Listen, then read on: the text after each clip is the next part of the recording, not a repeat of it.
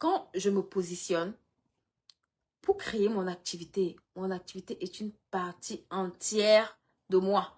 Les problèmes de mon activité concernent mon activité. Mes problèmes concernent ma vie. Je ne mélange pas les problèmes pour les résoudre. Ok? J'essaie de ne pas mélanger. Donc, le point numéro 3 que je vois avec toi, ton activité, dans ton activité, quand l'argent rentre dans ton activité, écoute-moi, et ça, c'est comme un piège. Pourquoi? Parce que quand l'argent commence à rentrer, tu te dis, ok, j'ai l'argent qui rentre. Mais ce que tu ne sais pas, c'est que si cet argent-là n'est pas bien reparti, au bout de 2 ans, au bout de 3 ans, au bout de 4 ans, tu vas te retrouver avec une activité qui n'évolue pas. Et je vais t'aider ici, là, parce que souvent, quand on est jeune entrepreneur, on se demande qu'est-ce que je peux faire de l'argent que j'ai. Et je vois beaucoup d'entrepreneurs qui reprennent cet argent, ok, et qui vont racheter la marchandise, par exemple, quand ils font le commerce, ou bien qui vont lancer de nouveaux business sans que le business sur lequel tu es ne soit comme mature.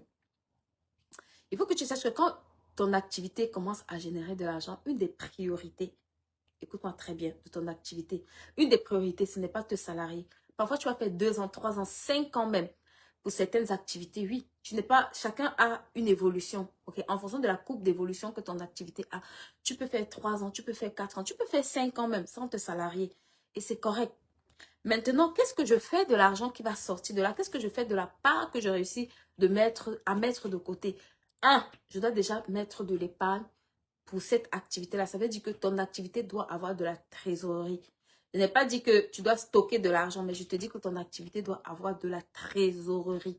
Pourquoi? Parce que le nerf de la guerre de toute activité pour grandir, c'est la trésorerie. Quand tu dois payer tes clients, tu as besoin de tes fournisseurs, tu as besoin de trésorerie. Quand tu dois payer un salarié, tu as besoin de trésorerie.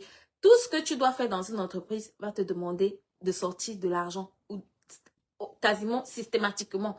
L'entreprise, c'est comme un bébé. C'est que quand il se lève du matin, il se lève jusqu'au soir où il dort.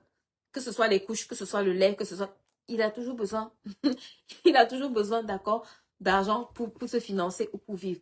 Donc, une des choses que tu dois apprendre à faire, c'est avoir de l'épargne en ce qui concerne ton activité. Ça veut dire que quand là, je fixe le prix de mes marchandises et que l'argent rentre, l'étape numéro 2, ce n'est pas j'utilise pour aller me balader, pour aller acheter mes perruques. Non. L'étape numéro 2, c'est cet argent-là, je dois